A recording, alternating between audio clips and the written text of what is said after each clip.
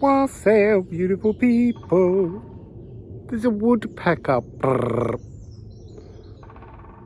And lots of parakeets that are now a wild species here. They all escaped from captivity. Maybe there's a message in that for everyone. I don't know. So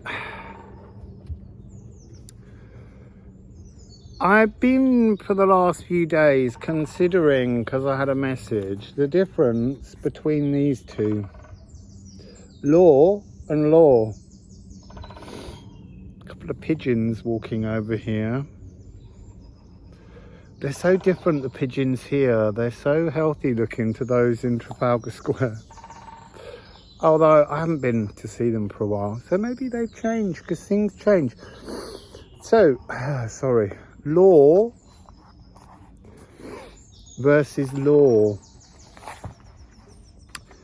So law, L-A-W, this one, this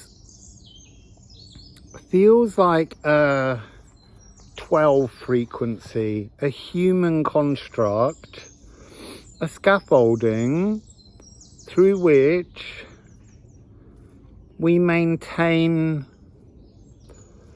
a society and structures in life. There's nothing wrong with law, but then there's also law. And law, it's a little bit more fluid in many ways. I'm not saying that law is rigid, but L-O-R-E has a sense of orally spoken, so not written down. And there's something in writing down, setting something in law that's different to the shared philosophical expression of law. Now, one of the things I have been picking up recently is this notion where there's a lot of spiritual practices and they call them the law. And I want to say they're the law. This feels divine. This feels human. So if someone says the law of giving and receiving, then it's not the law, because if you call it the law, you're almost giving structures to how something works. And look, you all know, we've all seen it all over the internet. People telling you what you're doing wrong in terms of trying to move into a different life.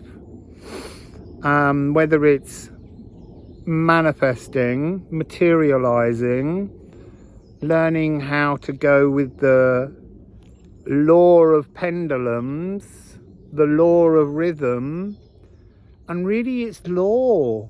It's this. If we're going to talk about something divine, why would divinity set up rules to make you feel as though you failed something? And it's kind of slightly, well, I want to say, slightly wrong of people to pretend that only they know the answer. Because there's something about law that feels very Aquarian, fixed air, King of Swords. And there's something about law that feels more Aries. And that's interesting because everyone talks about this age of Aquarius. And we don't really know how, in many ways, how true that really is. It's something, again, that's more law than law. So I get this sense that there is an overall energy of an age of Aquarius that is law, but there's also, it's structured against a mini age almost, or like a lap marker at the 0 degrees of Aries, like we're preparing currently within the next 40 years to move the whole of the world and society into a brand new beginning that will have the law of Aquarius, but will also allow this kind of, what I want to say is that the law in Aquarius, if we call it that, and have all these structures, there's a very Aquarian energy, which is, I am fixed of mind, I am King of Swords, this is law. What I'm telling you is law. If you don't do what I say, you are wrong. That's not true. We all know that's not true. What's true is to be true to you, to find your law, not your law. I had to write these down because you can't possibly deliver a notion on what these things are without writing that down. So I want to try and keep my messages shorter that I bring out. I'll spend a week each time thinking about them, maybe. I'm going to shuffle from the Musical Alchemy of Astrology deck just to get some...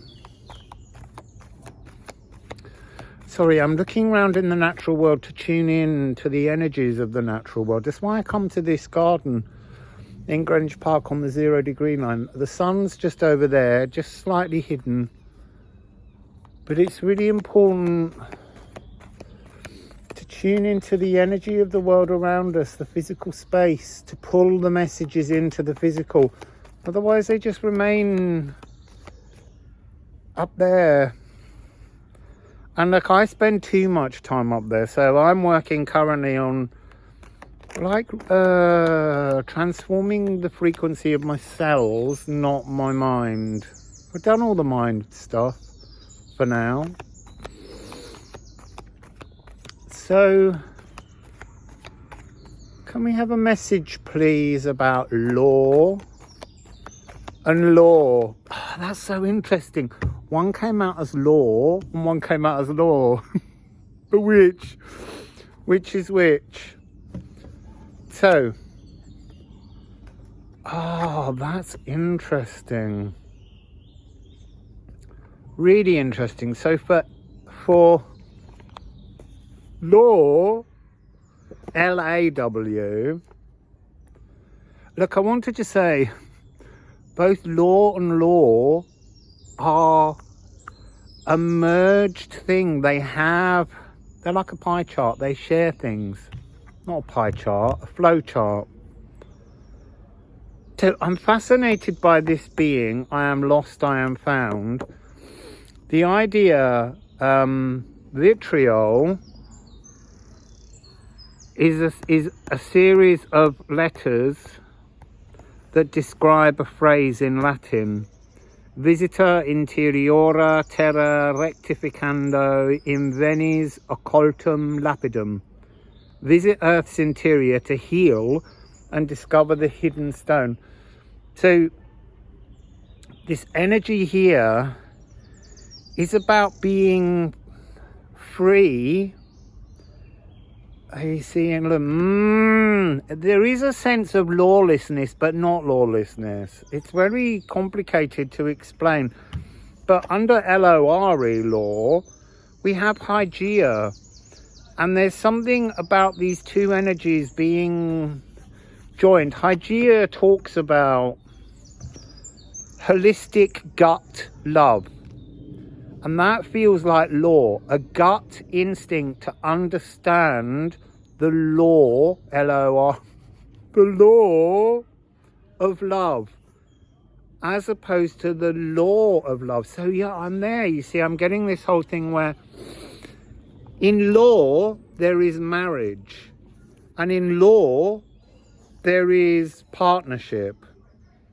But the law makes love less easy. It complicates love. It creates boundaries, structures, 12 frequency. It holds something in place and doesn't give the fluidity that law brings. So here with this vitriol, the didgeridoo, the inner earth void, before sound, there was both law and law. Before everything, there was law and law. Because there are laws that make the physical world physical, that hold the structures.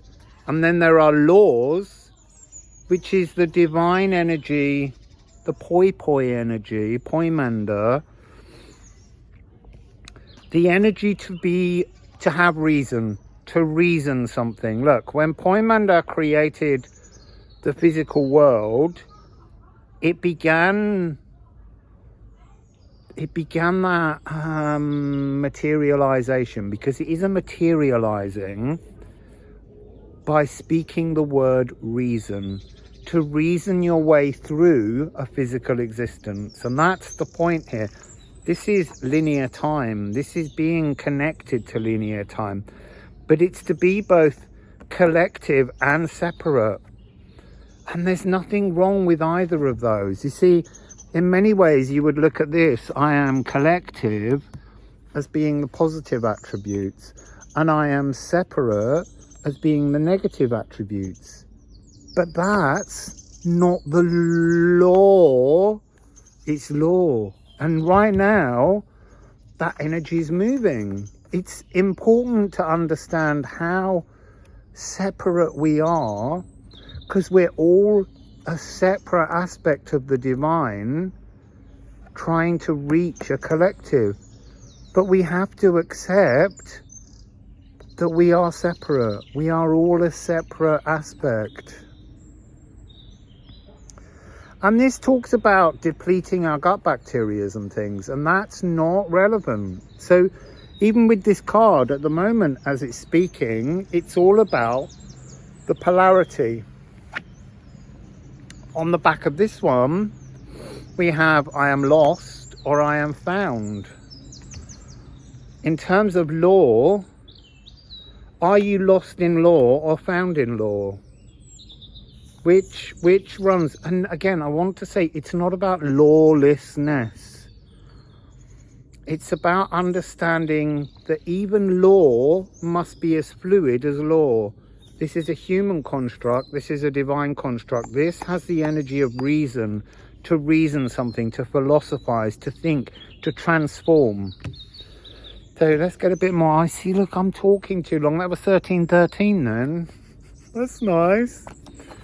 Favourite number, see? That's law, law. L-O-R-E, L-O-R-E, law, law. Poi, poi. So what other message? Oh, the sun's getting a little bit brighter. Oh, you see, that's interesting. So, air, and then compose. So, rational thought editing the laws for the law. And then composing, reprogramming, studying techniques. Logical, clear thinking. Logical, clear thinking is the law. But unless you can recompose and edit it with the law, you're stuck with the law. I'm sure this is making no sense, because I just keep going law, law, law, law, law. It's not much of a difference to change law into love. Just want to say that. So air. I am knowledgeable, I am ignorant. There's nothing wrong with either of them. Oh, that's interesting. So ignorance needs laws. Knowledgeable needs law. So what I want to say is, From my early childhood, I could always tune into a space, a place, a dimension, somewhere else that some people would call the age of Saturn. I've seen since. I didn't call it that myself. It didn't have that sense. But it was a humanity that was lawless. It was a world that didn't need to create law because there was so much collective hive mind understanding that everyone functioned on a law. And it was a very easy life. It's a life of kindness. It's a life of love. And I still tune into it a lot. And it does make me find it difficult to understand why humans stick to laws. I understand the need for law, but I want to live in a world of law. So this energy, compose, I am composed, I am confused.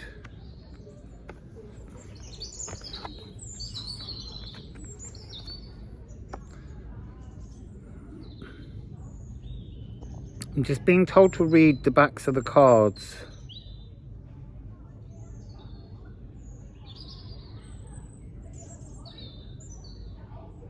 Right, it's to do with thoughts, both cards, to do with thinking, to do with expanding your thoughts, expanding your philosophy, expanding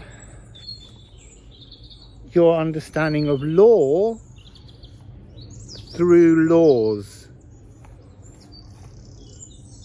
You have to ask yourself, why is this law needed? Because we're forever adding all over the world to the laws, and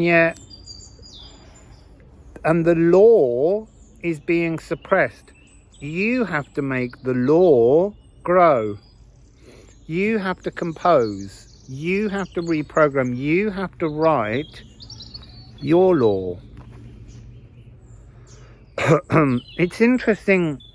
There's a lot of 9s here. 8, 9, 7, 2, which is house 9, vitriol, 9, 8. So for me, 9 is divine. 9 is the source of Poimanda, the mason of the universe, the structure of everything. So there's a lot of divinity around. It's almost like, I want to say, think of Libra as law and law in the balance cups. How much does law outweigh your law? Law.